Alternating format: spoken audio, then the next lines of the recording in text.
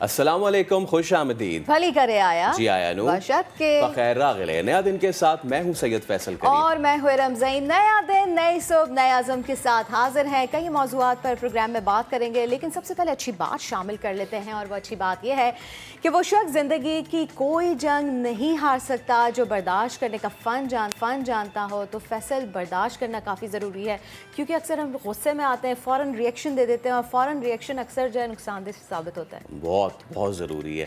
अब अपने मौजू की जानिब आगे बढ़ते हैं।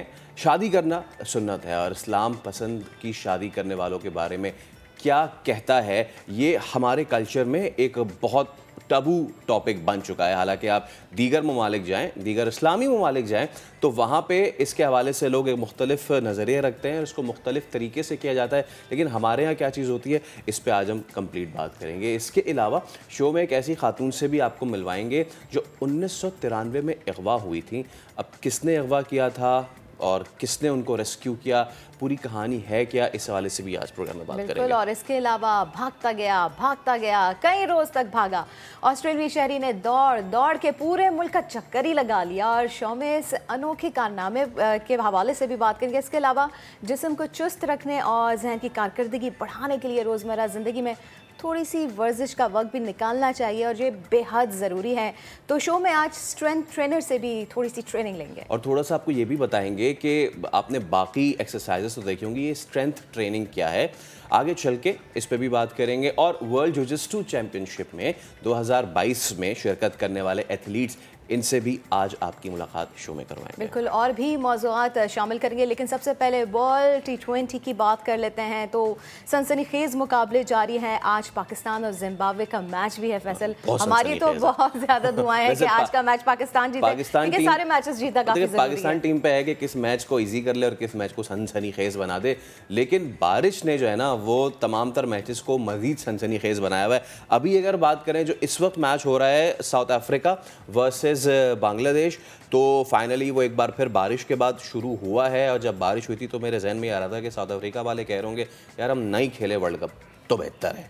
खैर, दोबारा पाकिस्तान की बात करते हैं। दूसरा मैच पर्थ में जिम्बाब्वे के खिलाफ आज खेलेगा, और इस हवाले से पहले एक रिपोर्ट देखते हैं, फिर आप जी। तो पाकिस्तान दूसरा T20 आज खेलने जा रहा है पर्थ में, और अल्लाह का शुक्र है कि बारिश वहाँ तो नहीं है। 5% ही चांसेस है। कल जब हमारे कॉरेस्पॉन्डेंट कादिर ख्वाजा हमें वहाँ से बता रहे थे तो क्लाउडी ज़रूर है, लेकिन बारिश के मामलात नहीं है। अब देखना ये है कि पाकिस्तान आज अपनी जो प्लेइंग 11 है वो क्या रखता है। सबसे ज़्यादा चर्चा में यही रही है, सबसे ज़्यादा डिस्कशन इसी चीज़ की रही है, प्लेइंग 11 हम किसको बाहर करने जा रहे हैं, किसको इन करने जा रहे हैं, ये बहुत ज़्यादा इंपॉर्टेंस रखेगा। बिकॉज इरम इंडिया से हारने के बाद वो भी इतना क्लोज एनकाउंटर, बहुत कम टीम्स होती हैं जो उठ पाती हैं। तो हमें पहले तो अपना वो उस मोराल को ज़रा बूस्ट करना है, फिर मैच जीतना है। इस हवाले से भी बड़ा अहम है बिल्कुल फैसल। और फिर हमारी टीम का ना वैसे कोई भरोसा भी नहीं होता। वैसे तो दुआएं तो होती रहती हैं, लेकिन कभी बहुत अच्छा परफॉर्म कर जाते हैं और कभी जो है जीता हुआ मैच भी हार जाते हैं। जिस तरह से भारत के खिलाफ जो मैच का हाल हुआ था वो सब ने देखा था। जिस तरह से आप बता भी रहे हैं फैसल कि आज बारिश का तो कोई इम्कान नहीं है, 5% है, लेकिन उम्मीद कर सकते हैं कि विकेट भी अच्छी रहे और अल्लाह करे दूसरा ज़्यादा हवा भी ना चले। अल्लाह करे दूसरे जो इंडिया नीदरलैंड्स है वहाँ हो जाए। सिडनी में वो है मैच, और थोड़ी देर में मैं देखूंगा कि वहाँ पे क्या है वेदर। वही सारी बात हो गई कि हमारे ओपनर्स जो हैं वो परफॉर्म कर जाए, क्योंकि अक्सर अगर वो गए बाबर आजम तो और टीम रिजवान एग्जैक्टली वो बैट्समैन है कि जो कि मैच विनर है। तकरीबन 50% मैचेस जो है वो हमें जितना मोर देन 50%, एग्जैक्टली, क्योंकि अगर वो परफॉर्म करते हैं और फिर जब बाद में बाकी प्लेयर्स आते हैं तो वो हल्का थोड़ा बहुत चिप इन करते हैं, तो स्टार्ट जो है वो काफ़ी ज़्यादा अच्छा होना चाहिए। ये टीम के लिए काफ़ी ज़्यादा सबसे ज़्यादा अहम अब बात पता है क्या है रम, अब क्योंकि इसमें इस ग्रुप में साउथ अफ्रीका भी है, तो इसलिए एक तगड़ी टीम ऑलरेडी मौजूद है। आखिर में जाके मुझे लग रहा है कि रन रेट पे मामला ना फंस जाए, जो कि हमेशा पाकिस्तान के साथ होता है। अगर मगर ये वो कोई बारिश हो जाए, कोई टीम मना कर दे खेलने से, किसी टीम की जो है वो प्लेयर का टांग टूट जाए और फिर हमारी दुआएं रंग ले आए, तो पाकिस्तान थ्रू हो जाए। हमें इस सिचुएशन से बचना है, क्योंकि हमने इससे पहले भी फॉर्मेट्स में देखा ऐसा हुआ। हमारी बात हो रही थी तो वो वही कह रहे थे कि आप स्टार्ट से ही अच्छा खेलना होगा, टुक टुक नहीं करनी होगी, क्योंकि ऑब्वियसली हमें रन रेट भी अच्छा चाहिए, और स्टार्ट से जब अच्छे रन्स बनेंगे तो ऑब्वियसली उसका इख्तिताम भी काफी अच्छा ही होगा। सेड अबाउट द टुक टुक, आप ये देख लें अभी जो साउथ अफ्रीका का मैच चल रहा है उसमें रायली रूसो 30 पे 50 बना चुके हैं और 24 पे 36 क्विंटन डी कॉक ने बनाया हुआ है।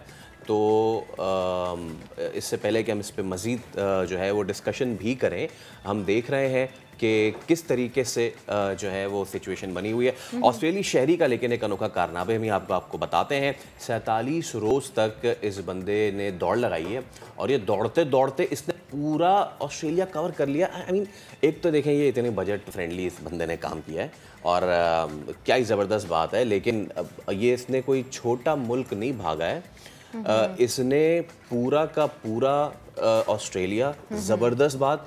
और Australia is not a small country, it's a continent. बिल्कुल, और वेदर भी काफ़ी अच्छा है। yes. तो चले अगर वो भाग भी गए तो उन्हें बहुत ज़्यादा गर्मी भी नहीं लगी होगी। तो 23 साला नेट ब्रुकमैन पेशे से तो इलेक्ट्रिशियन है जिसने पर्थ के बीच से सिडनी के साहिल तक दौड़ लगाई है। 46 दिन और 12 घंटे में 3,953 किलोमीटर का फासला भी तय किया है। और इस नाकाबिल यकीन कारनामे ने जो है उसे पूरी कौम ने भी सराहा है। पूरे मुल्क का चक्कर लगाकर नेट ब्रुकमैन ने 2.5 मिलियन ऑस्ट्रेलियाई डॉलर इकट्ठे किए हैं और चैरिटी को दे दिए हैं। बाय द वे ये जो बनता है पूरा, इट्स 4,000 किलोमीटर्स। अगर आप पर्थ से सिडनी की तरफ भागना शुरू करें तो ये 4,000 किलोमीटर बनते हैं। आप गाड़ी से ट्रैवल करें तो 42 घंटे लगते हैं।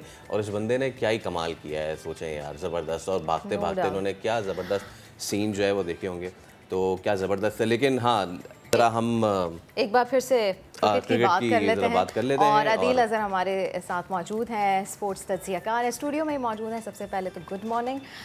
और जी आज इम्पॉर्टेंट मैच है, 4 बजे शुरू होने लगा है। क्या आप प्रेडिक्ट करेंगे, क्या कहेंगे, कौन जीतेगा, क्या तब्दीलियां करनी चाहिए? दुआएं तो यही है कि पाकिस्तान जीत जाएगा, तो टेंशन ना लें आज के मैच की। बिल्कुल, मैं आप इतना कॉन्फिडेंट आपको नजर आ रहा हूं। कभी हम लोग ओवर कॉन्फिडेंस भी हो जाते हैं ना। नहीं, इंशाल्लाह। I think let's be fair, let's be honest. देखिए T20 क्रिकेट में the gap between the strong and the, in fact I don't think ये कोई strong टीम का कोई चीज़ होती है। इस पर कल हमने इंग्लैंड को देखा कि वो आयरलैंड से हार गए।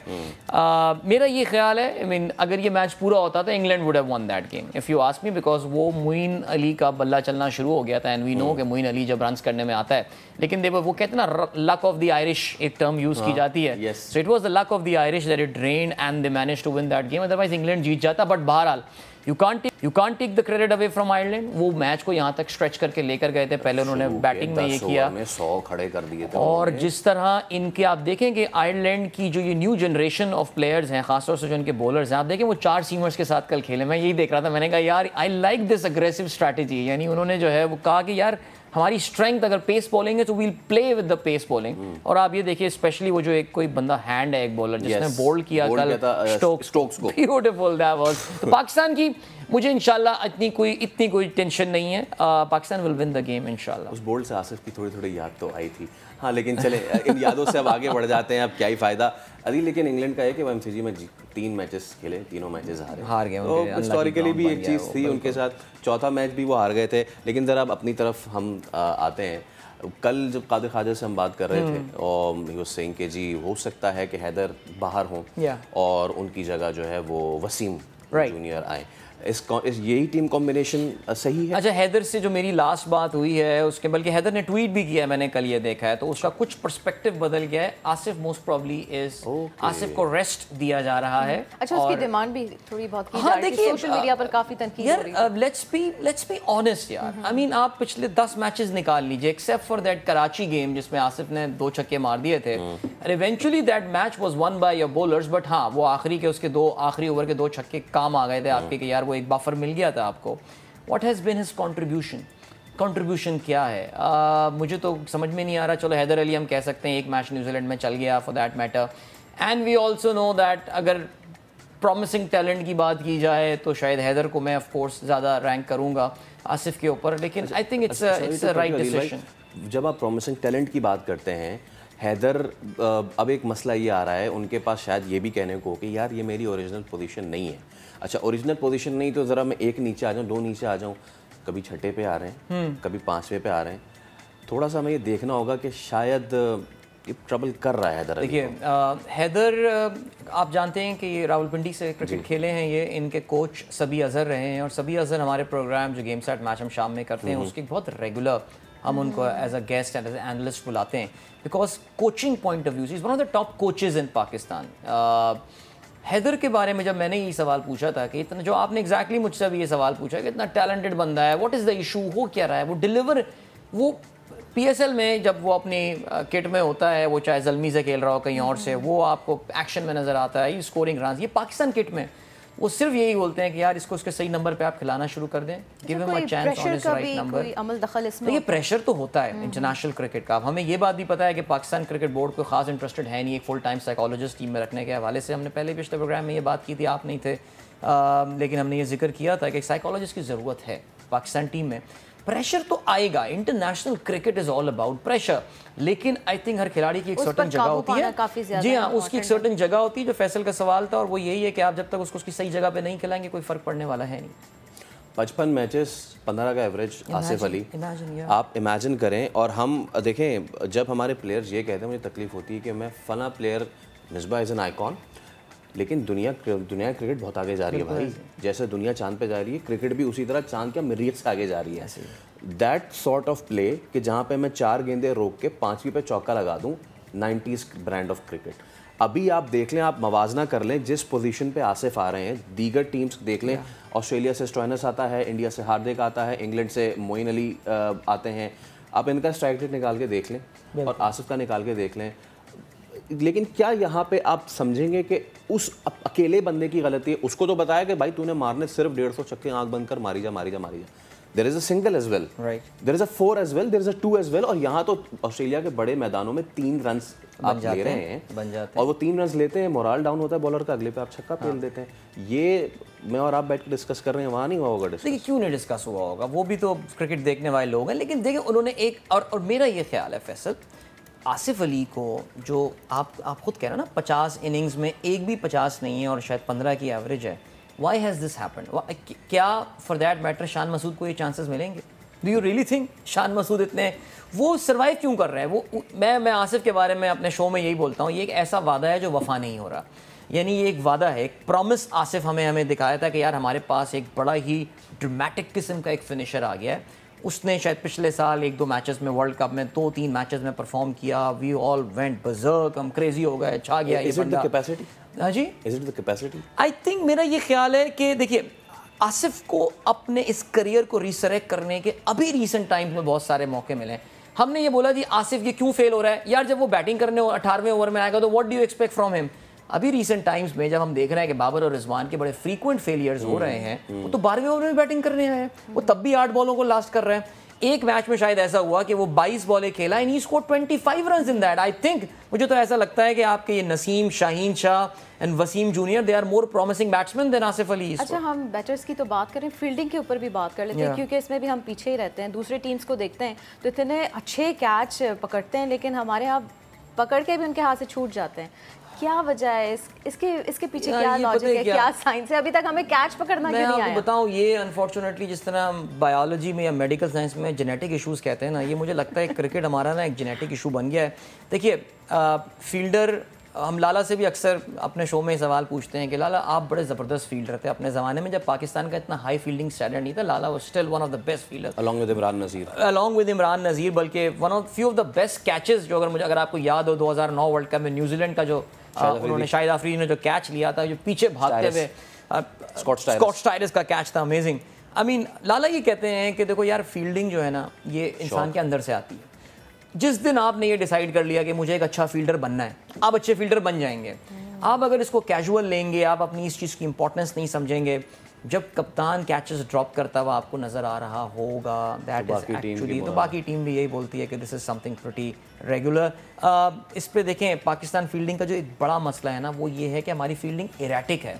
एक दिन ऐसा आएगा कि नाकाबिले यकीन कैचेस भी पकड़ेंगे, ये चौके को डबल में कन्वर्ट कर देंगे, लेकिन फिर एक दिन ऐसा आएगा जहाँ पे ये ऐसे कैचेस छोड़ेंगे कि आपको जो है ना यकीन नहीं आएगा। बहुत ज़बरदस्त बैटिंग साउथ अफ्रीका कर रहा है। एक छोटे से ब्रेक की जाने जा रहे हैं, वापस आएंगे तो हम पाकिस्तान जिम्बाब्वे की बात करेंगे, पाकिस्तान के चांसेस टू द सेमीज, इस पे पूरी होगी बात। रहिए हमारे साथ।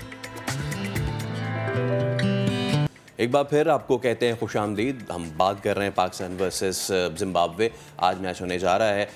हमने पाकिस्तान पे बात की, चाहूँगा थोड़ा सा जिम्बाब्वे पे बात करें लेटर ऑन, बिकॉज सिकंदर रजा एक ऐसे पाकिस्तानी जो जिम्बाब्वे से भी बड़ा अच्छा खेल रहे हैं। एक वाहिद मिडिल ऑर्डर का बैट्समैन पाकिस्तानी ओरिजिन का जो अच्छा खेल रहा है वो जिम्बाब्वे से खेल रहा है। बट अगेन ज़रा फोकस करते हैं हम अपनी टीम पे। हमारी बैटिंग इट्स अ कंसर्न। शुरू के 3 हमारे सिमिलर सॉर्ट ऑफ प्लेयर्स, एक दिन फिर और एक और बड़ा मसला देखिए, एशिया कप में उन विकेटों पे, सहराओं की विकेटों पे तो चल गए ना हम, कभी नवाज कभी शादाब ऊपर भेज दिया। मैं इसी सॉर्ट ऑफ एक्सपेरिमेंट को दोबारा एक्सपेक्ट करूं कि ऑस्ट्रेलिया के पिचेस में भी आप ऐसा ही करेंगे? देखिए यार, T20 देखिए फैसल, ये अगर एक 50 ओवर की गेम होती है, एक टेस्ट क्रिकेट का वर्ल्ड टेस्ट चैंपियनशिप का फाइनल होता तो मैं कहता कि यार चलें specialise player and all. T20 is all about one player clicking. आपका एक प्लेयर क्लिक कर जाता है। अब इंडिया पाकिस्तान मैच में आपको ऐसा लग रहा था कि पहले 10 ओवर्स के बाद कि यार हम तो लुट गए, बर्बाद हो गए, तो 110-120 रन का पाकिस्तान टारगेट देने वाला है। सडनली 4 छक्के पड़ गए आउट ऑफ नोवेयर इफ्तिखार की तरफ से, आपके पूरे मैच की जो है ना वो पिक्चर बदल गई।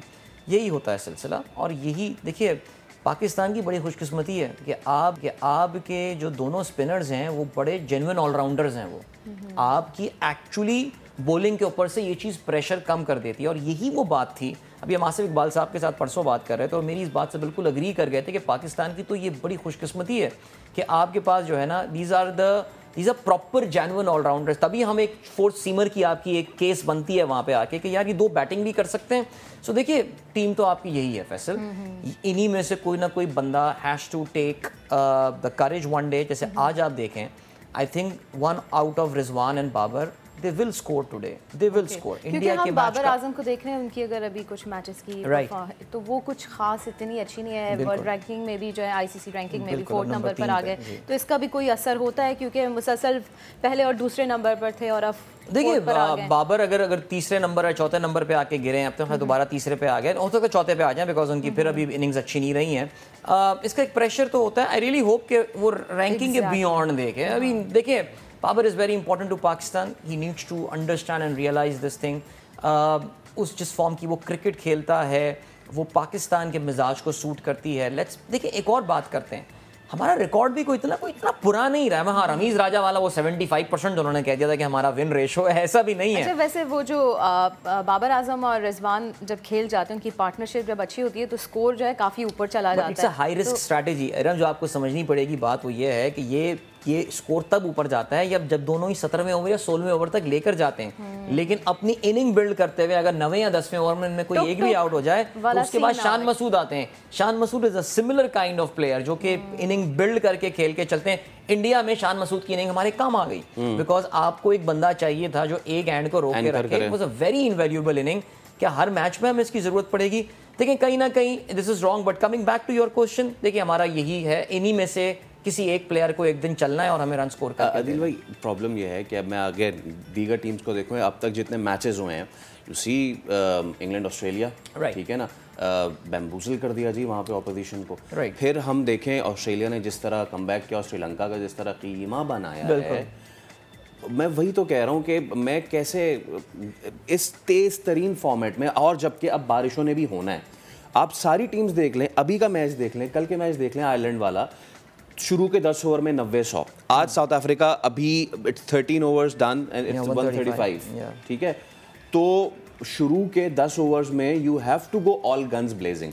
ठीक है, हम समझते हैं कि हमारा स्टाइल ऑफ प्ले यही है, build, but it's World Cup, it's Australia, the pitches और it's the rains as well, बारिशें भी हैं। तो क्या आज मैं एक्सपेक्ट कर सकता हूँ कि हम कुछ नहीं बदले से हमारे नहीं, बिल्कुल कुछ नहीं बदलना। एक बात बड़ी क्लियर हो चुकी है, आई थिंक जिस कहते हैं ना, चाहे वो रमीज़ राजा हो, चाहे वो मोहम्मद यूसुफ हो, या खुद आपके कप्तान हो बाबर आजम, वो ये बात बोल चुके हैं कि देखो यार ओपनिंग पेयर के हवाले से तो बात ना करें, हम इसी ओपनिंग पेयर के साथ नहीं आप ओपनिंग पेयर, हाँ ओपनिंग पेयर वही रहे, ऑल गन्स ब्लेजिंग आ जाए, ऑल गन्स ब्लेजिंग। आप again for Pakistan it's a very high risk strategy. देखिए यार फैसल, हर टीम अपने एक ब्लेंड की क्रिकेट खेलती है। अगर मैं आपसे की स्ट्रेंथ बैटिंग है या बॉलिंग है, आप मुझे बोलेंगे, इसका मतलब ये है कि जहां पे बाकी टीमों को 190 या 200 रन करने की जरूरत पड़ती है, पाकिस्तान अगर 160-70 रन भी रख के दे दे तो आपके पास इतनी वैरायटी बॉलिंग में है कि आप इसको सेव कर सकते हैं, जो कि पाकिस्तान नाउ हर टीम अपने मिजाज की क्रिकेट खेलती है। देखिए यार, विराट कोहली इंडिया का इस वक्त going into the world cup सबसे इनफॉर्म बैट्समैन केएल राहुल था।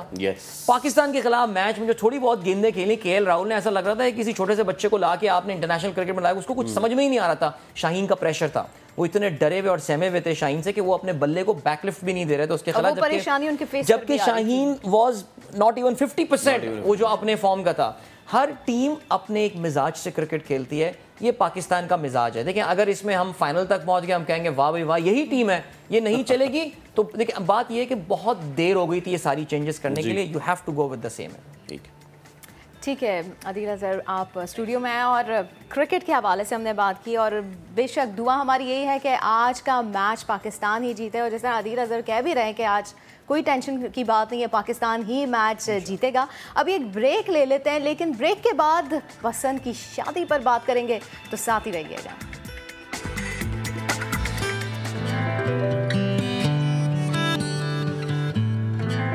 एक अहम डेवलपमेंट आपके साथ शेयर करते हैं। सिंध हाई कोर्ट ने कराची लियाकताबाद में 90 गज के प्लॉट पर 7 मंजिला गैर कानूनी इमारत गिराने का हुक्म दे दिया है। कराची का कुंजान आबाद इलाका लियाकताबाद, और यहाँ 90 गज का महज प्लॉट था और उस पर 1 2 नहीं 3 भी नहीं 7 मंजिला गैर कानूनी ये इमारत बनाई गई थी, और अब अदालत ने इसे गिराने का हुक्म दे दिया है। बिल्कुल। इसके अलावा जस्टिस हसन अजहर रिजवी, उनके ये रिमार्क्स सामने आए कि ये SBCA किस तरह काम चलाया जा रहा है। अदालत का लियाकताबाद में 7 मंजिला गैर कानूनी इमारत गिराने का हुक्म सामने आया है। अदालत ने SBCA वकील से मुकालमा भी किया, ये सवाल किया कि इमारत एक दिन में तो नहीं बनी होगी, जिस अफसर ने कमेंट्स दाखिल किए उसने अपना नाम क्यों नहीं लिखा, ये सवाल किया गया। जस्टिस हसन अजहर रिजवी उनकी जानिब से ये कहा गया कि ये SBCA में किस तरह से काम चलाया जा रहा है। देखिए मैं कहना तो ये चाहता था कि एक लाइटर ख़बर आपके साथ शेयर करते हैं, लेकिन ये लाइटर ख़बर बिल्कुल भी थोड़ी सी ना इसमें से मैं क्या बोलूँ, दुनिया का गंदा तरीन शख्स। अब लोग बहुत सारे रिकॉर्ड्स होल्ड करते हैं, किसी के बाल बहुत लंबे होते हैं, कोई बहुत हैवी होता है, कोई बहुत स्ट्रांग होता है। ये कैसा रिकॉर्ड है, दुनिया का गंदा तरीन शख्स, और इन्होंने तवील उम्र भी पाई, 94 बरस तक। अच्छा, इनको जब नहलाया गया तो नहलाने के बाद इनका इंतकाल हो गया। बिल्कुल। थोड़ी सी और इन्फॉर्मेशन शेयर कर लेते हैं नाजरीन के साथ कि ईरान के जनूबी सूबा फारस के रिहायशी अमू हाजी के लिए नहाना जानलेवा साबित हुआ है। अमू हाजी बीमार होने से डरते थे, इसलिए 50 बरस तक उन्होंने साबुन और पानी का इस्तेमाल ही नहीं किया था फैसल, और गाँव वालों ने बार बार कहा कि नहा लें, लेकिन उनका ये मौक़िफ़ सामने आया कि नहीं, वो नहीं नहाना चाहते, लेकिन हर बार वो फिर बच भी निकलते थे। और फिर यूँ हुआ कि अमू हाजी ने कई दहाइयों बाद पहली बार गुस्ल किया, जिसके चंद ही माह बाद अमू हाजी का 94 साल की उम्र में इंतकाल हो गया। Well, that's not a very good record to have, लेकिन कुछ रिकॉर्ड्स ऐसे होते हैं कि जो बड़े ज़बरदस्त होते हैं, और पाकिस्तान में टैलेंटेड लोग जो है वो ये रिकॉर्ड अपने पास रखते हैं। हम बात करेंगे 2 ऐसे लोगों की कि जो जा रहे हैं पाकिस्तान की नुमाइंदगी करने वर्ल्ड जिu-जित्सु चैम्पियनशिप 2022 में। ये 29 अक्टूबर से 7 नवंबर तक होने जा रही है यूएई में, और इस इवेंट में पाकिस्तान के एथलीट भी शिरकत करेंगे। तो मुलाकात आपकी करवाते हैं। इस मुकाबले में शिरकत करने वाले मोहम्मद अमार और कायनात आरिफ हमारे साथ मौजूद हैं। अमार अस्सलाम वालेकुम। कायनात आपको भी अस्सलाम वालेकुम। दोनों का बहुत शुक्रिया। एंड अगेन जैसे कहते हैं लेडीज़ फर्स्ट, तो मैं आपसे आगाज़ करूँगा, कैसी हैं और कैसी प्रिपेयर्डनेस है, कैसा फील कर रही हैं? अल्हम्दुलिल्लाह मैं बिल्कुल ठीक हूँ, और मेरी प्रिपरेशन माशाल्लाह से बहुत अच्छी जा रही है। एंड तक आज भी मुझे यहाँ से जाने के बाद फिर से ट्रेनिंग पे जाना है। एंड तक हम लोगों की ट्रेनिंग चल रही है, और इंशाल्लाह बस आगे भी सब बेहतर होगा। अच्छा, कल है आपकी फ़्लाइट, तो क्या जज्बा है, क्या जुनून है, और क्या उम्मीदें तो यकीनी तौर पर यही होंगी कि जीत कर ही वापस आना है, और बेशक हमारी दुआएं भी आप लोगों के साथ हैं। अभी तो बस पैकिंग भी नहीं हुई है, अभी बस पैकिंग वगैरह करनी है, और आपको पता है लड़कियों की चीज़ें यहाँ से उठाना सारी चीज़ें जमा करना, फिर पूरा ब्रीफकेस भरना। अच्छा, तो कौन सी टीम्स आ रही हैं फिर वहाँ पर? हमारे यहाँ अभी जो है 52 टीम्स आ चुकी हैं। 52 टीम्स की एंट्रीज़ हो गई हैं अभी तक, और इसके अलावा पाकिस्तान 53। अब लेट्स सी। चलें, अमार भाई, अमार से हम नया दिन में पहले भी मुलाकात कर चुके हैं, और अमार भाई आपको भी भाई सबसे पहले ही बेस्ट ऑफ लक हम विश करते हैं। कैसी तैयारी है, कैसी प्रिपेयर्डनेस है? तैयारी तो बहुत अच्छी है, और मुझे उम्मीद है कि एक तरफ पाकिस्तान का क्रिकेट वर्ल्ड कप चल रहा है इंशाल्लाह, और एक तरफ पाकिस्तान की जिu-जित्सु की टीम जो कि 8 प्लेयर्स पर मुश्तमिल है, जिसमें 2 गर्ल्स और 6 जो है ना वो मेल एथलीट्स हैं जो कि पार्टिसिपेट करने जा रहे हैं अबू धाबी में वर्ल्ड चैम्पियनशिप में। तो उम्मीद है कि वहाँ से भी हमें अच्छी खबर मिलेगी, यहाँ से भी हमें अच्छी खबर मिलेगी। हमारे यहाँ से जो है ना बहुत सारे यंग एथलीट्स हैं जो कि अभी यंगस्टर हैं और जो है ना उनसे बड़ी उम्मीदें वाबस्ता हैं कि यार वो पाकिस्तान को गोल्ड मेडल लेकर आएंगे पाकिस्तान के लिए। कायनात आरिफ हैं, इसरा वसीम है, दूसरे सन्नान, अली रशीद, अबू हुरैरा, मैं और सवील फयाज़, और ये हमारी जो टीम है ये जा रही है पार्टिसिपेट करने। उम्मीद है हमारे जो वेट कैटेगरीज होती हैं जो कि पार्टिसिपेशन होती है वो डिफरेंट वेट कैटेगरीज में होती है। डुओ सिस्टम अलग है, नेवाजा अलग है। इससे पहले कि आप मुझे कैटेगरी का बताएं, मैं चाहूँगा लोग देखने वालों को जिu-jitsu इसको थोड़ा सा एक्सप्लेन करें, ब्राज़ीलियन फॉर्म है या क्या है, ज़रा बताइए। जिu-jitsu ये एक मिक्स मार्शल आर्ट की एक फॉर्म है पूरी, मतलब इसको मदर ऑफ मार्शल आर्ट भी कहते हैं। पुराने वक्तों में इसको मदर ऑफ मार्शल आर्ट कहा जाता था क्योंकि इससे काफ़ी सारे जो आर्ट हैं, जूडो, कराटे, जो कि अभी ओलंपिक स्टाइल भी हैं, मतलब ओलंपिक्स में भी हैं, वो भी इससे ही निकले हैं जिu-jitsu से। तो ये तो काफ़ी पुराना गेम है, 250 साल पुराना गेम है, और ये है कि कह लें कि कंप्लीट जो है वो एक सेल्फ डिफेंस का एक पूरा एक कंप्लीट स्टाइल है। तो इसमें ये है कि ग्राउंड फाइट भी है, स्ट्राइकिंग फाइट भी है, 1-on-1 जो है आपका टेक डाउन्स भी हैं। तो ये डिफरेंट कैटेगरीज़ हैं और इसको मतलब मैं अभी यहाँ पे बैठ के कौन सी कैटेगरी जो है ना वो मुश्किल लगती है? कौन से मुल्क के ख़िलाफ़ जब आप खड़े होते हैं और उनसे आपका मुकाबला होता है तो वो आपको लगता है कि हाँ ये चैलेंजिंग है? अच्छा, ये टाइम टू टाइम जो है ना ये चेंज होता रहा है। एक टाइम था कि पाकिस्तान की टीम जो है ना वो बड़ा टफ टाइम देती थी वर्ल्ड में। मैं अल्हम्दुलिल्लाह वर्ल्ड का सिल्वर मेडलिस्ट हूँ। तो एक टाइम था कि पाकिस्तान टीम जो है वो एशिया में, वर्ल्ड में जो है ना बड़ा टफ टाइम देती थी। अनफॉर्चुनेटली हमारी जो है वो एक दफ़ा तो हम अपनी जैसे कि विल पावर पे हम मेडल्स वगैरह लेकर आ जाते हैं, उसके बाद जो है ना हमें वो एक क्राइटेरिया नहीं मिलता। एक ट्रेनिंग चाहिए होती है, इंटरनेशनल कैंप्स चाहिए होते हैं, इंटरनेशनल ट्रेनिंग चाहिए होती है, कॉम्पिटिशन्स चाहिए होते हैं, उससे जो है ना फिर आगे बूस्ट होता है। बिल्कुल। तो वो हमें पाकिस्तान में थोड़ा सा इसकी लैकिंग है। लेकिन ये है कि दूसरी कंट्रीज़ हैं जैसे कि यूरोप कंट्रीज़ जो है ना वो इसमें बहुत आगे हैं। यूएई, अभी यूएई का ये मेरे ख्याल से नेशनल स्पोर्ट्स बनने जा रहा है जिu-jitsu। ब्राज़ील का तो ऑलरेडी है। हाँ, तो ये वर्ल्ड वाइड जो है ना बड़ा ग्रो कर रहा है, लेकिन पाकिस्तान में हम इसको फोकस नहीं कर रहे। लेकिन मुझे बड़ी खुशी है कि अब समा पे और दूसरे बड़े बड़े मीडिया चैनल्स पे जो है ना हमारे रिप्रेजेंटेटिव बैठ रहे होते हैं, जा रहे होते हैं, बात कर रहे होते हैं जिu-jitsu की। तो इससे अवेयरनेस ऐसे ही मिलेगी, इसके अलावा तो कोई और तरीका नहीं है। सोशल मीडिया और एक मीडिया है। तो ये बड़ी खुशी है मुझे कि यार समा ने जो है वो हमें इन्वाइट किया है और हमारी जो है ना टीम को इनवाइट किया और हमें जो है ना इस यहाँ पे समा के प्लेटफॉर्म से जो है ना हमें। सर आप हमारा टैलेंट है और टैलेंट को हम अपने प्लेटफॉर्म से हमेशा प्रमोट करते हैं। कायनात एक फ़ीमेल के लिए हमारे मुल्क में, और हमें इस पे खुल के बात करना चाहिए कि जितने मसाइल और मुश्किलात होती हैं, ऑल्दो कि हम कोशिश करते हैं कि जी हम इक्वल अपॉर्चुनिटीज़ दें, लेकिन आपका बीइंग अ फ़ीमेल इस फील्ड में आना, ख़ास तौर पे एक मतलब हाथापाई, मार कुटाई, लड़ाई, उस वाली फील्ड में आना, ये एक्सपीरियंस कैसा है? घर वालों ने रोका नहीं था क्या करने आ रही हो तुम? मुझे मेरे पर्सनली घर वालों ने ही कहा था कि इस फील्ड में जाओ, क्योंकि आजकल का माहौल ऐसा चल रहा है कि जहाँ जितनी भी मैंने जो मैरिजेस वगैरह देखी है तो उसमें जो है ना डोमेस्टिक वायलेंस चल रहा है। तो इसलिए मेरे घर वालों ने कहा कि इस फील्ड में जाओ और जो है ना अपने आप को प्रोटेक्ट करना सीखो और बाहर भी आना जाना। ज़ाहिर है अभी मुझे निकलना होता है, यूनिवर्सिटी जाना होता है, जॉब भी करनी होती है, तो उसके लिए भी हमें बाहर लोगों को फेस करना पड़ता है। तो आजकल माहौल ऐसा है कि अपना सेल्फ़ डिफेंस तो आपने सीखना ही सीखना है। तो मेरे पेरेंट्स ने मुझे कहा कि आप जाओ और अपना दिफा करना सीखो कि किस तरह आपको अपने आप को संभाल के चलना है, सारी चीज़ें करनी है। और आगे अगर कोई आपको मतलब कि अगर आपकी कहीं शादी होती है तो ये नहीं कि आप जो है ना मार कुट कर आ जाओ, मार कर आना। ये कितनी अच्छी है कि तुम इसलिए करो ताकि तुम अगले को कूट दो। नहीं, लेकिन इस तरह की खबरें हमने देखी हैं। अक्सर लड़की को कहा जाता है बर्दाश्त करो, और वो फिर वायलेंस भी बर्दाश्त करती है, तो फिर वो बोलती नहीं, आवाज़ नहीं उठाती। अच्छा, हमारे घर में ये नहीं, हमारे घर में कि जो भी हो रहा है बताओ, हमसे शेयर करो, ताकि फिर वो लड़कियां लेकिन ये बड़ी अच्छी बात है फैसल के पेरेंट्स जो है वो अपनी बेटी को कह रहे हैं कि बेटी को इस बारे में नहीं पता, लेकिन पेरेंट्स बता रहे कि नहीं तुम अच्छी बात ये है कि from this little thing to now presenting your country. मैं ये आपसे पूछना चाहूँगा कि हमारे यहाँ फैसिलिटीज़ कैसी हैं? अमार भाई ने थोड़ा सा बताया कि जी क्या लैक ऑफ फैसिलिटीज़ हैं, आप ट्रेनिंग कैसे करती हैं, क्या वो फैसिलिटीज़ मिलती हैं? आप जब इंटरनेशनल मुकाबलों में जाती हैं वहाँ देखती होंगी, वहाँ तो इतने स्पॉन्सर्स लेके लोग आए हुए होते हैं, एक शर्ट का भी स्पॉन्सर, एक ग्लव का भी स्पॉन्सर। हमारे यहाँ पे क्या सूरत हाल है? हमारे यहाँ पे बिल्कुल ऐसी सूरत हाल है कि हमें जो है ना स्पॉन्सर्स के लिए बहुत जो है ना भाग दौड़ करनी पड़ती है, बट रिसेंटली मुझे जो है भाग दौड़ के बाद जो है स्पॉन्सर्स मिल गए, चीज़ियस से भी, रेमिक चॉइस से भी और ICCI से भी मुझे स्पॉन्सर्स अल्हम्दुलिल्लाह मिले।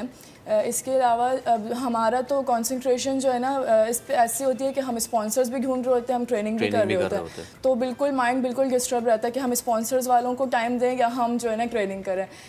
तो इन सब के बाद जो है हमें ट्रेनिंग पे हमारी थोड़ी सी वो कम हो जाती है, फिर उनको स्पॉन्सर्स को टाइम देना पड़ता है। मगर इसके अलावा मैं कहूँगी कि हम चाहते हैं, हमारी पूरी टीम के हम लोगों को स्पॉन्सर्स ढूंढने ना पड़े, हमारे पास मैनेज करके दिया जाए। बिल्कुल। Exactly. और मैं अमर भाई ये आपसे पूछना चाहूँगा, देखें बाहर ममालिक में हमारी स्पोर्ट्स सिर्फ बोर्ड का काम नहीं है, किसी एक इदारे का काम नहीं है, एक कलेक्टिव एफर्ट है, मोहल्ले से लेके तालीमी इदारों तक। आप नहीं समझते कि अगर ये हमारी, फॉर इंस्टेंस मुझे पता है आई एम फ्रॉम जामिया, तो मुझे पता है कि भाई जामिया में अगर मैं स्पोर्ट्स की बात करूँगा तो वहाँ पे सिर्फ वलीका पे क्रिकेट होती है, ठीक है।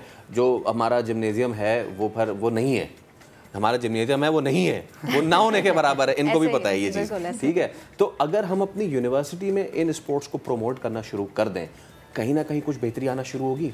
बिल्कुल आना शुरू होगी। अच्छा, मेरे ख्याल से आप इतना इन टच नहीं रहे हैं, यूनिवर्सिटी लेवल पे स्पोर्ट्स के बाकायदा इंटरवर्सिटी के इवेंट्स होते हैं।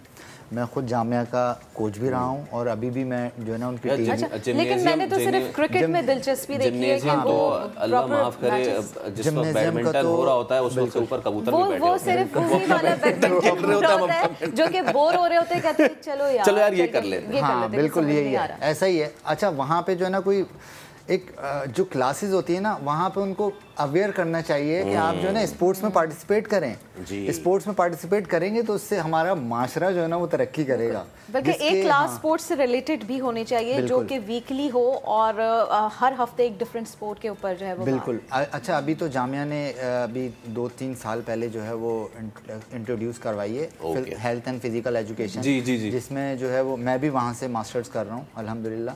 तो उसमें यह है कि उससे काफ़ी फ़र्क पड़ रहा है चीज़ों पे अभी। लेकिन हमारे कराची का हालात ऐसे हैं कि मैं ये रेकमेंड करूँगा कि सबको एटलीस्ट मार्शल आर्ट तो करना ही चाहिए। हाँ यार, अभी जो हमारे हालात हैं, इतने बुरे हालात हैं, अल्लाह माफ़ करे, कि बस आपको घर से निकलने के बाद वापसी का नहीं पता होता कि आप घर आएंगे या नहीं आएंगे ज़िंदा सलामत।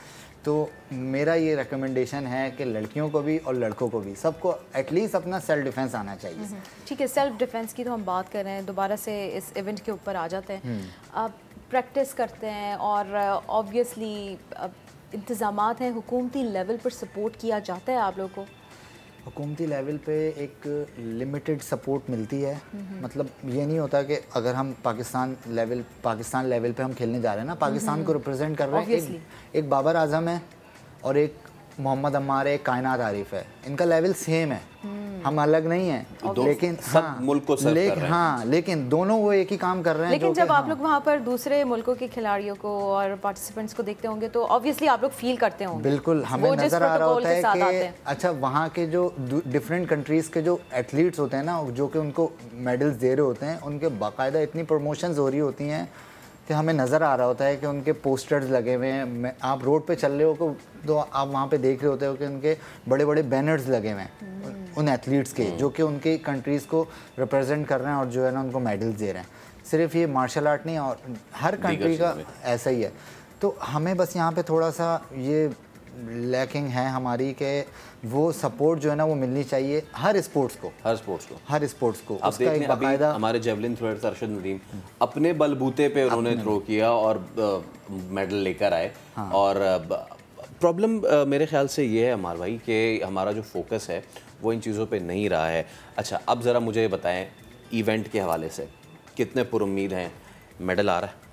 इंशाल्लाह मेडल आ रहा है। मैंने सबसे पहले ये बात कही थी कि इंशाल्लाह पाकिस्तान टीम जीत कर आएगी। इंशाल्लाह हमारी दुआएं आप लोग के साथ है। Thank you. ठीक है, थैंक यू। चले, बहुत शुक्रिया आप दोनों प्रोग्राम में आए और इस पर हमने बात। ख़वातीन वैसे तो उन्हें वीक कहा जाता है, लेकिन जिस तरह इनसे हमारी बात हुई, बिल्कुल ठीक है, स्ट्रॉन्ग हो गई है हमारी ख़वातीन, लेकिन कुछ ख़वातीन घर में होती है जो ख़ुद को सीरियस नहीं लेती, अपने ऊपर ध्यान नहीं देती और उनके मसल्स, उनके जॉइंट्स काफ़ी ज़्यादा वीक हो जाते हैं। तो इस पर किस तरह से काम करना है, किस तरह से इसे मजबूत बनाना है, ब्रेक के बाद इस पर बात करेंगे।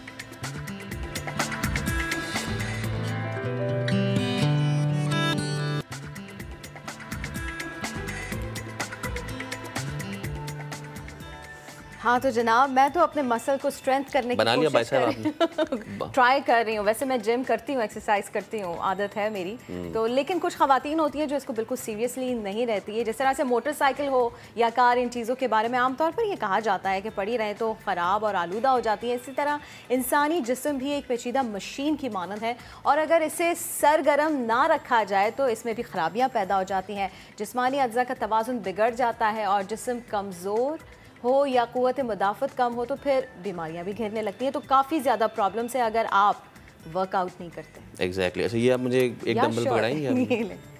अच्छा, ये आप मेहरीन हमारे साथ जो हमारी स्ट्रेंथ ट्रेनर है मौजूद है। आप दोनों पहले से बात करके आए थे कि कलर कॉम्बिनेशन वाला है डंबल लेकर आना है and I love it actually. तो मेहरीन, अस्सलाम वालेकुम।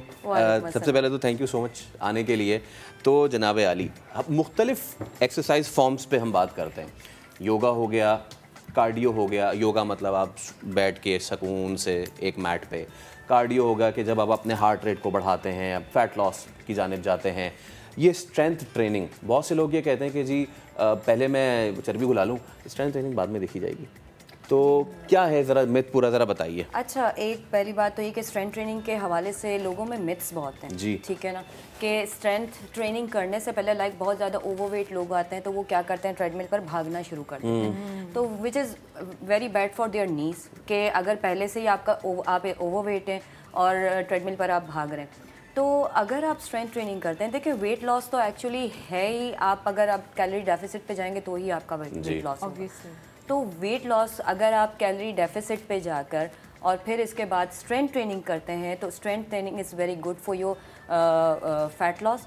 कि अगर आप डेफिसिट और जो है वो स्ट्रेंथ ट्रेनिंग को साथ लेके चलेंगे, और इसमें अगर आप कार्डियो इंक्लूड कर सकते हैं, लेकिन मैं ओवरवेट लोगों के लिए तो ये कहूँगी कि रनिंग वगैरह तो ठीक नहीं है। ये है कि आप लो इंटेंसिटी कार्डियो पर अगर आप जाते हैं तो इट्स गुड के ये आपको हेल्प कर सकता है। मतलब एक्चुअली आपका फैट लॉस जो है वो एक स्ट्रेंथ ट्रेनिंग से ज़्यादा हो जाता है। स्ट्रेंथ ट्रेनिंग से आपका फैट लॉस इंक्रीज़ हो जाता है, लाइक स्पीड अप हो जाता है, आपका मेटाबॉलिज्म इंक्रीज़ होता है। और दूसरी चीज़ मैं ये कहूँगी कि विमेन जो होती हैं, लाइक फीमेल्स हमारी ये सोच रही होती हैं कि लाइक हम अगर स्ट्रेंथ ट्रेनिंग पर जाएंगे, लाइक वेट लिफ्टिंग करेंगे तो हमारा वेट जो है, मतलब लाइक हमारे मसल्स बढ़ जाएंगे, ग्रो कर जाएंगे।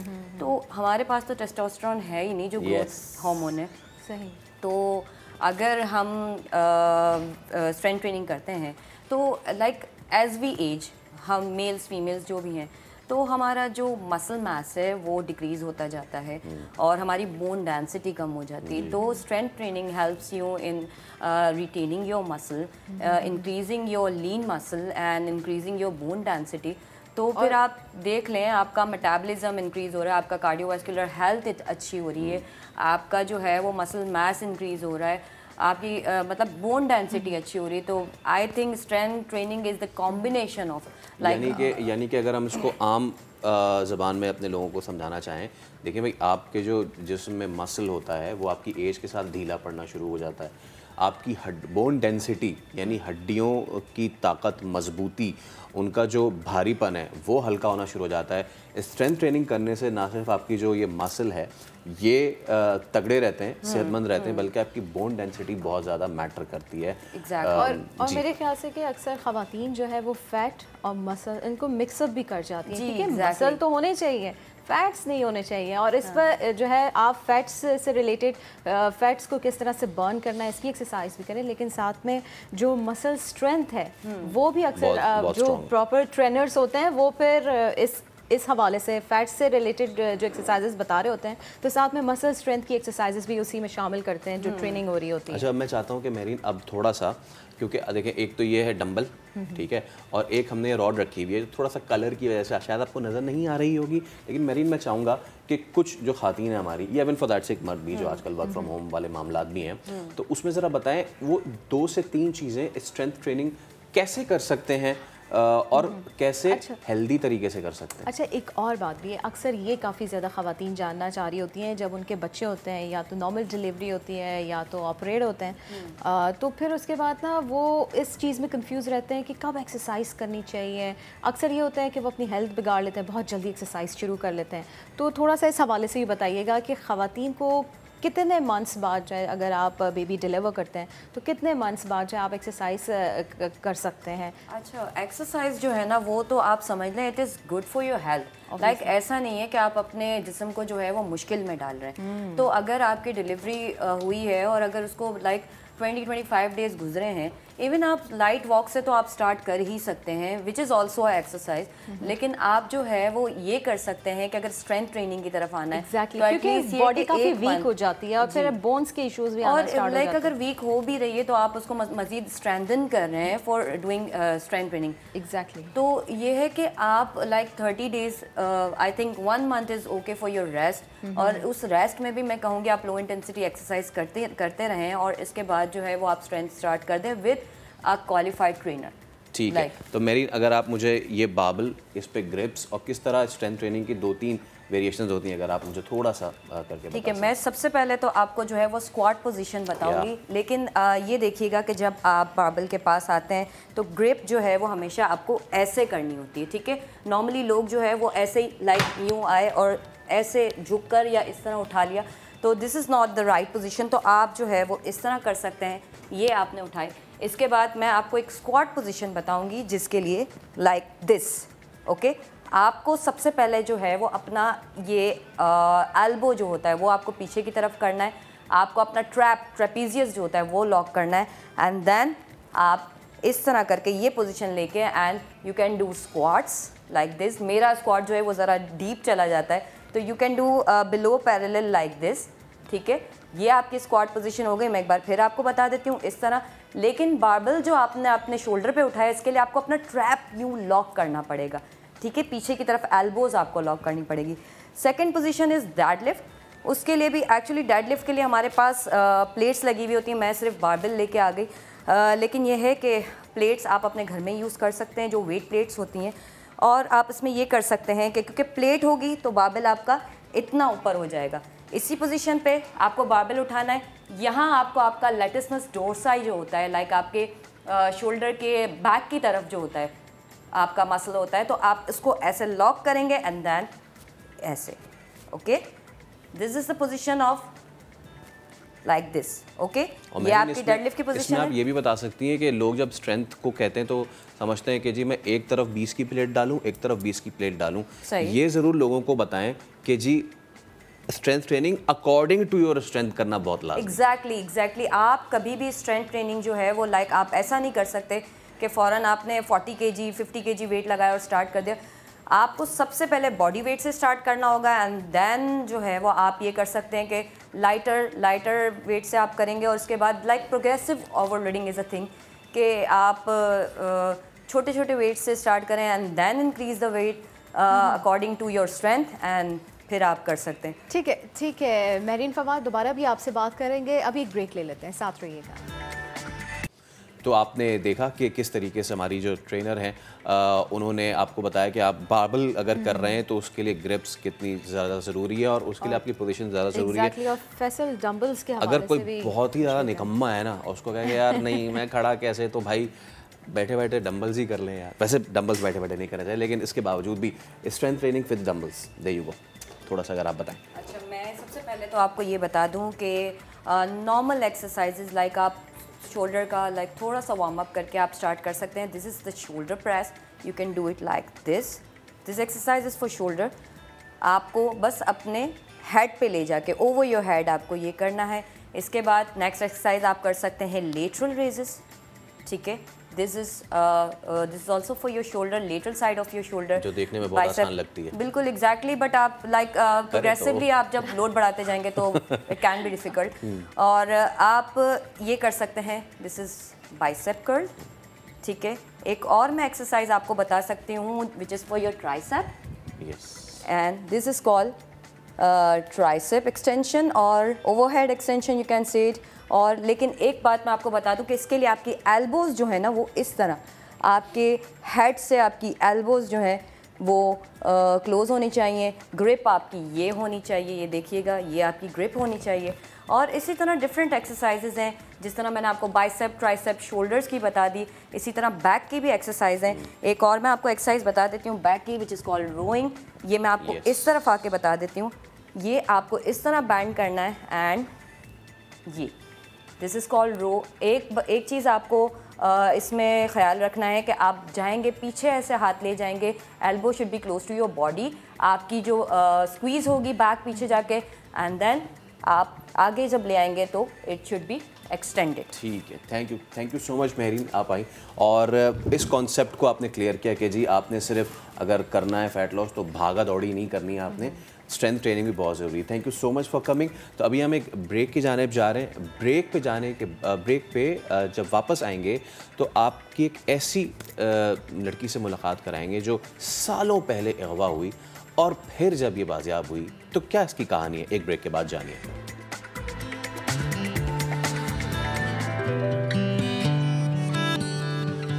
तो जनाब आज हमारे साथ ऐसी खातून मौजूद है, जब वो 2 से 3 माह की थी वो अगवा हुई, अगवाकार से छुड़ाकर उन्हें पाला, उनकी शादी करवाई। आज वो 29 से 30 साल की हैं और उन्हें जब बताया गया कि उनके वालिदैन कोई और है तो वो अब उनसे मिलना चाहती हैं, उनके पास जाना चाहती हैं, उन्हें देखना चाहती हैं फैसल, और उनसे बात करना चाहती है। अच्छा, हमारे प्लेटफॉर्म से ये कोशिश है कि हम ये तस्वीर दिखा भी रहे हैं और हम कुछ बताएंगे किन हालात में, किस जगह पे वो अगवा हुई हैं। अल्लाह ताला से हम ये, और ये इनके वो मेरे ख़्याल से उस वक्त के कपड़े हैं। हमारे साथ सारिम बर्नी सामाजिक कारकुन मौजूद है। सारिम अस्सलाम वालेकुम। और हमारे साथ जो अगवा हुई थी रईसा, वो मौजूद हैं। अस्सलाम वालेकुम, आप कैसी हैं? ठीक ठाक है रईसा? मैं ये भी बता दूं कि जिन फैमिली को ये मिली उन्होंने आपका नाम रईसा रखा, और उन फैमिली ने फिर आपको ये भी बताया कि जिस वक्त आप अगवा हुई थी उस बंदे से जो भी पूछा तो आपका नाम सिद्रा था। जी जी, ऐसा ही है। हम इसलिए तमाम तर इन्फॉर्मेशन देना चाह रहे हैं ताकि वो सारी इन्फॉर्मेशन पता चल जाए लोगों को और आपको ढूंढने में मदद मिले। मैं तारीख़ बता दूं, 6 सितंबर 1993, 6 सितंबर 1993 में जब ये 2 से 3 महीने की थी, और ये बता रही हैं कि ये ट्रेन लाहौर पहुंची थी। अब ये नहीं पता कि वो ट्रेन कहाँ से आ रही थी। जब रईसा से हमारी बात हुई तो आपने कहा हरीपुर से आ रही थी, या जो फैमिली जिसको ये मिली थी वो हरीपुर से आ रहे थे। जो मिले हैं ये लाहौर के करीब किसी स्टेशन पे मिले, तो इनके जो इस वक्त भाई हैं इनके, उनको शक हुआ था, तो उन्होंने जब बातचीत की, बोला, तो वो घबरा के इनके पास छोड़ के चला गया। फिर वो इस बच्ची को, रईसा है या सिद्रा है या कोई और इसका नाम है, हमें नहीं पता, ना इसको खुद पता है बच्ची को। जहाँ पल रही है माशाल्लाह, बहुत अच्छी फैमिली है, बहुत अच्छे से रखा हुआ है इसको, इसकी इवन शादी की, आज ये खुद बच्चों की माँ है। लेकिन अब वो जो तड़प है ना इसकी, वो इसको सता रही है। यकीन जाने, बिल्कुल, ये मुझे इतने फ़ोन करती है, कभी कभी मैं भी चिढ़ के ना इसको गुस्से से जवाब दे देता था, लेकिन मैं समझ भी रहा होता था कि इसके अंदर एक तड़प है। उसी तड़प को जो है ना वो दूर करने के लिए कि माँ बाप कितना तड़प रहे होंगे, इसको कोई परेशानी नहीं। मियाँ भी अल्लाह का शुक्र है अच्छा मिल गया, घर वाले भी अच्छे मिल गए, ऐसे ही जैसे माँ बाप भाई बहन होते हैं। और वाकई मैं इनसे बात कर रही थी, इनकी लक इतनी अच्छी है कि ये तमाम तर वाक़या हुआ तो आपको एक अच्छी फैमिली मिली, फिर अच्छी जगह आपकी शादी हुई, आज माशाल्लाह से 2 बच्चे हैं आपके, तो इंशाल्लाह आगे भी अच्छा होगा। भाई बहन इतने अच्छे नहीं होते जितने ये अच्छे, जिन्होंने इसको रखा है, संभाला है, तो माशाल्लाह सब कुछ यही है जी। लेकिन फिर भी ये एक है कि मैं अपने पेरेंट्स को ढूंढूं, क्योंकि मुझे नहीं मालूम कि क्या हुआ है, कैसे हैं। अगर मालूम भी होता तो फिर शायद थोड़ी इतनी बेचैनी ना होती, लेकिन अभी मैं चाहती हूँ कि मुझे मेरे पेरेंट्स मिले। आपको ये कब पता चला कि ये सारा मामला हुआ था, कब आपको बताया गया ये? वैसे तो मैं जैसे बाहर बच्चों से या लोगों से सुनती रहती थी कि ट्रेन में से मिली है, लेकिन ये जो है अभी मुझे 2-3 साल पहले ही घर से पता चला, फिर मैंने ख़ुद पूछा तो मुझे पता चला है। उससे अच्छा, पहले मुझे नहीं मालूम था। बाहर खेलने जाती थी उस वक्त ये बात जिस तरह आप कह रही है ना, घर से बाहर मुझे पता चला कि ट्रेन जैसे में मिली थी। बच्चा जाता है शॉप पे जाता है चीज़ लेने, या कोई बच्चा बोल देता था जी जी इस तरह से। अच्छा, जब आपको ये चीज़, अगेन वही बात के माशाल्लाह से अब आप खुद माँ हैं और वो कहते हैं अल्लाह ताला आपसे कुछ लेता है तो आपको उससे बढ़ के देता है, तो अल्लाह ने आपको रिश्ते भी दिए, मोहब्बतें भी दी, सब कुछ। जब आपको ये पता चला तो आपके दिल में पहली चीज़ क्या आई? कुछ यानी कि पेरेंट्स यानी जो भी हैं, मैं वही बोलूँगी कि सब कुछ तो मेरा यही है जी, बहन भाई बिल्कुल, माँ बाप बहुत अच्छे तरीके से मुझे रखा है, लेकिन एक बस जो माजी है जो मैं नहीं जानती वो मैं जानना चाहती हूँ। और फिर कि सारा क्या सब हुआ कुछ ऐसा? इनके साथ एक्सीडेंटली हुआ था, ऑब्वियसली आप तो नहीं चाह रही और थी, यानी मुझे accidentally हुआ बिल्कुल था। भी इस चीज़ से मैं वाकिफ़ नहीं हूँ कि क्या हुआ था। और फिर दूसरी बात ये, जब औरत माँ बनती है तो उसको ज़्यादा वो फिर ज़्यादा एहसास करती है, क्योंकि वो खुद उस फीलिंग्स और उस स्टेज से वो गुजर रही होती है। जी जी, पहले मुझे बिल्कुल भी यानी इतना फील नहीं होता था, कभी मैंने ये बात सोची ही नहीं। और जब यानी बच्चे हुए तो उसके बाद मुझे ज़्यादा ये फीलिंग बढ़ रही है। अच्छा, अभी आपके कितने बहन भाई हैं और जो लोग थे जो उनको आप लेकर आए, उनको वो कौन लोग थे?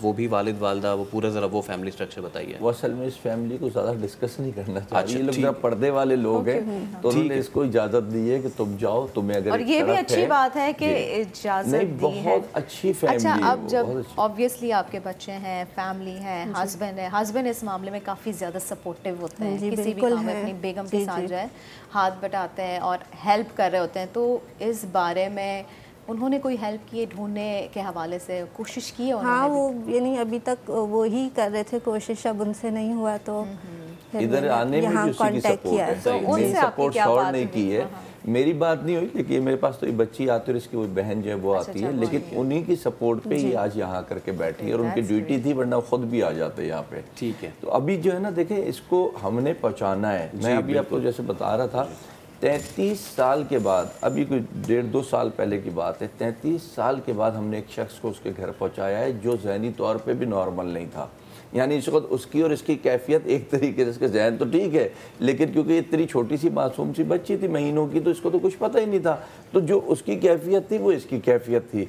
तो मगर जब वो चीज़ वायरल हुई, वो चीज़ घूमी, तो कहीं गांव देहात से वो फैमिली उठ के आई, वो चीज़ें लेकर के आई, एक एक प्रूफ, एक एक चीज़ दी हमें, और पता चला कि ये उन्हीं का जो है ना बंदा है, और उनके हैंड ओवर किया गया उसको। तो मेरा ख्याल है अगर हम आप मिलके जो कोशिश कर रहे हैं, हमारी कौम अगर उस पर कोशिश करेगी, और हर सूबे हर इलाके का इंसान, क्योंकि हम में से कोई नहीं जानता सेल फोन तो सबके पास है। एग्जैक्टली ये कहाँ से आई है, ये कैसे आई है। अच्छा, वो अगवाकार जिसे हम कह रहे हैं, हो सकता है बीवी से झगड़ा करके इसको लेके निकला हो, मे बी ऐसा भी होता है अमूमन। हो सकता है कोई नशई हो, कुछ भी नहीं पता किसी को भी ना, तो या कोई अगवाकार ही हो।